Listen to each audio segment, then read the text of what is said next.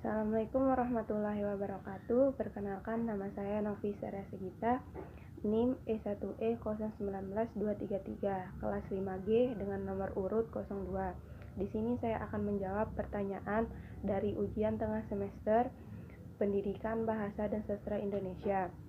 Soal yang pertama yaitu konsep belajar dan pembelajaran bahasa Indonesia SD. Di sini konsep belajar dan pembelajaran bahasa ada 3. Yang pertama, belajar bahasa. Maksud dari belajar bahasa adalah seseorang yang mempelajari suatu bahasa dengan fokus pada penguasaan kemampuan berbahasa atau kemampuan berkomunikasi dengan melalui bahasa yang dimilikinya. Yang kedua, ada belajar melalui bahasa. Maksudnya adalah seseorang yang menggunakan bahasa untuk mempelajari pengetahuan, sikap, dan keterampilan. Yang ketiga adalah belajar tentang bahasa. Maksud dari belajar tentang bahasa adalah seseorang yang mempelajari segala sesuatu yang berkaitan dengan bahasa, baik dari sistem bahasa, sejarah bahasa, dan kaidah kebahasaan, serta lain-lainnya. Baik, yang kedua saya akan menjawab soal tentang prinsip pembelajaran bahasa Indonesia. Di sini saya akan menjelaskan 4 prinsip dari beberapa prinsip pembelajaran bahasa Indonesia. Yang pertama ada dari siswa diberitahu menjadi siswa yang mencari tahu. Maksudnya di sini adalah guru hanya berperan sebagai pemberi stimulus kepada siswa dengan cara membangkitkan keingintahuan siswa terhadap suatu fenomena. Guru hanya memberikan gambaran umum kepada siswa, kemudian diarahkan untuk mengamati fenomena tersebut dengan harapan siswa dapat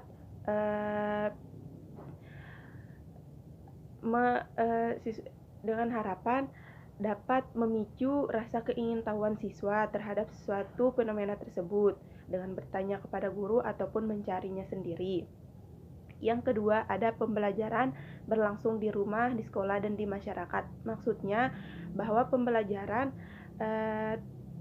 tidak hanya berlangsung di lingkup formal saja, tetapi siswa juga dapat belajar di luar sekolah formal, misalnya di dalam rumah ataupun di dalam masyarakat. Yang ketiga yaitu prinsip pengakuan atas perbedaan individual dan latar belakang budaya siswa. Mau tidak mau, kita juga harus mengakui bahwa setiap siswa memiliki latar belakang yang berbeda-beda, sehingga kita sebagai guru tidak serta-merta menyamaratakan semua karakter dari siswa tersebut. Yang keempat, itu pembelajaran menerapkan prinsip bahwa siapa saja adalah guru, siapa saja adalah siswa, dan di mana saja adalah kelas. Maksudnya di sini siapapun bisa memberikan kita pengetahuan dan dimanapun kita juga dapat menerima pengetahuan tersebut dan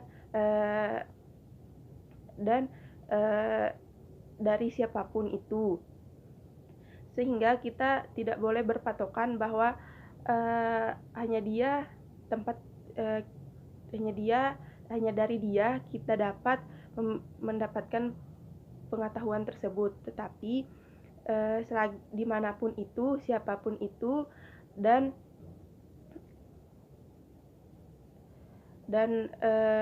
siapapun dia bisa dikatakan sebagai guru apabila memberikan kita pengetahuan dan manfaat bagi kita. Yang ketiga yaitu tentang komponen pendekatan kontekstual dalam pembelajaran bahasa Indonesia. Yang pertama ada bertanya atau questioning. Tujuan bertanya adalah untuk menggali informasi, mengkonfirmasi apa yang sudah diketahui dan mengarahkan perhatian kepada aspek yang belum diketahui. Kegiatan bertanya ini dapat dilakukan dalam kegiatan berdiskusi, baik bertanya kepada teman sejawat ataupun kepada guru.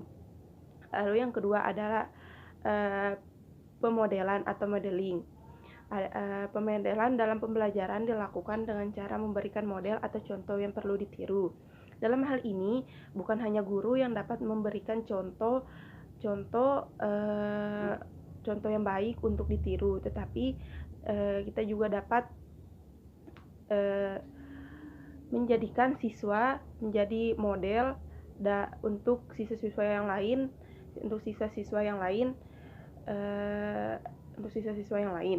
Lalu yang ketiga ada refleksi. Refleksi sendiri adalah proses perenungan kembali apa yang telah dipelajari. Refleksi juga dapat digunakan untuk mengaitkan pengetahuan apa yang telah kita miliki dengan fenomena-fenomena atau kegiatan-kegiatan yang ada atau yang terjadi di sekitaran kita. Nomor keempat yaitu tentang IPK dan tujuan pembelajaran. Bagian A, dalam tabel kata kerja operasional kelompok mana yang termaksud dalam low order thinking skill atau LOTS dan high order thinking skill atau HOTS. Berdasarkan tabel kata kerja operasional berdasarkan taksonomi Bloom, terdapat 6 tingkat kata kerja operasional, yang dimana C1 mengetahui, C2 memahami, C3 mempraktekkan, C4 menganalisis, dan C5 mengevaluasi, dan C6 menciptakan. Dari 6 pengkelompokan tersebut, C1 sampai C3 termasuk dalam Lots Order Thinking Skill atau LOTS, dan C4 sampai C6 yakni menganalisis, mengevaluasi, dan menciptakan termasuk ke dalam HOTS. Lalu poin kedua, dalam penulisan tujuan pembelajaran yang baik terdapat komponen A, B, C, D. Yang dimana maksud dari komponen A, B, C, D ini yaitu A adalah audiens, yang dimana yang tidak lain adalah siswa itu sendiri. Yang kedua adalah B atau behavior atau kemampuan yang ingin dicapai dari siswa tersebut. Lalu yang ketiga adalah kondisi, di mana kondisi saat pembelajaran itu berlangsung, keadaan atau kondisi saat pembelajaran itu berlangsung. Yang ketiga adalah degree. Yang keempat adalah degree atau D. Lalu poin ketiga itu kalimat contoh tujuan pembelajaran. Yang pertama yaitu siswa dapat mempraktikkan prosedur kegiatan wawancara sederhana. Dari contoh yang pertama, siswa merupakan audiens, lalu dapat mempraktikkan prosedur kegiatan wawancara sederhana, itu termaksud behavior. Dari kalimat yang pertama, dari contoh yang pertama ini, dia belum bisa dikatakan baik karena tidak memiliki komponen C dan D, dimana kalau kita menambahkan kita memperbaiki contoh pertama ini sesuai dengan komponen A, B, C, D, maka menjadi dalam kegiatan melalui kegiatan diskusi, siswa dapat mempraktikkan prosedur kegiatan wawancara sederhana dengan baik dan benar. Kalau contoh yang kedua, melalui kegiatan membaca clipping, siswa dapat menyebutkan unsur-unsur iklan. Melalui contoh yang kedua ini, melalui kegiatan membaca clipping, itu termasuk dalam komponen C, yaitu kondisi.